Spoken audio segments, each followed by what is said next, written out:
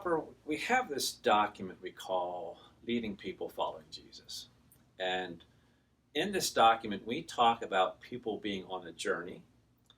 We talk about them being on a journey of discerning, developing, and eventually deploying.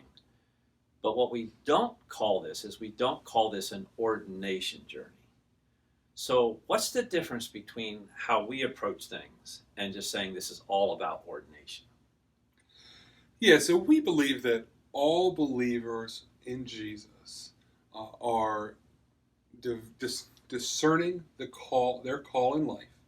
They're developing their spiritual gifts, and all believers are called to be deployed to some level of the harvest field. However, not every Christian is called to be deployed as an ordained elder. Okay. So if somebody has this question, is God calling me to become a pastor? But I'm not sure. I think it's possible. How would somebody start that journey to discern this? Yeah, so many times a person will start to sense that internal calling toward the pastoral ministry. And the first conversation they should have is with their senior pastor and possibly the leadership board at their church. And to begin to say to them, this is what I'm feeling, this is how I'm experiencing, how I think I could serve the Church of Jesus. As they begin to do that, the leadership board may want to receive them as what we call a local ministerial candidate. This is a person empowered by their local church board to do ministry at their church, and they can do ministry at whatever level their leadership board and senior pastor agrees to have them do. They should also be seeking out a mentor to guide them. A lot of times it's your senior pastor, but it could also be another Free Methodist pastor that's in your same geographical area.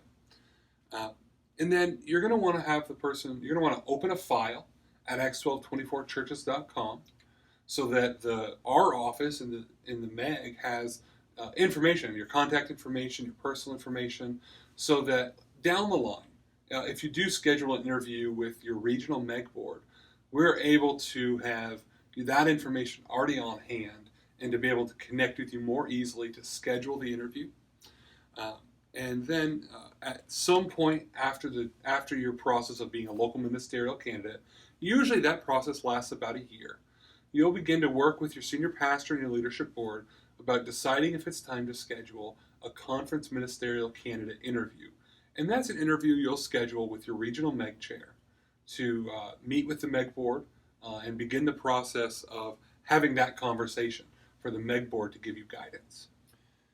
So in another training video, we talk a little bit about our documents, the local ministerial candidate and the conference ministerial candidate document. But I noticed that we talk about outcome-based development and mentoring.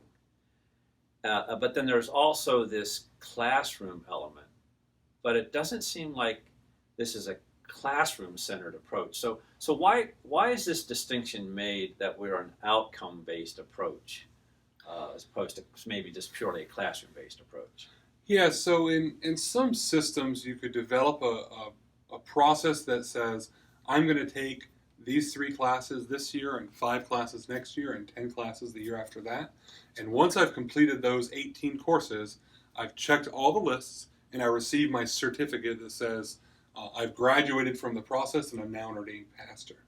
And that process doesn't necessarily measure how your heart is being developed with your love for Jesus, how your head, it measures a lot of your head functions, how you've engaged intellectually with the scriptures and with theology, but it doesn't measure your heart development, and it doesn't necessarily measure how your hands function in terms of active work of ministry in your community. And so with the work of your mentor and communications with your mentor and your regional MEG board, the development of your head, which is the educational component, is balanced with measuring how you're growing personally in your spiritual walk with Jesus and how your hands are developing as you do the work of ministry, as you preach, as you lead a small group, as you go out into the community and connect with people throughout. So if somebody enters into our journey, so we've talked about how to begin the journey. We've talked about the document, but let's say that somebody's been meeting with a mentor, they've been setting goals, and they've been growing in the areas of their heart, their head, and their hands. Like how does this journey conclude? Like what brings it to a turning point where we say this journey is completed?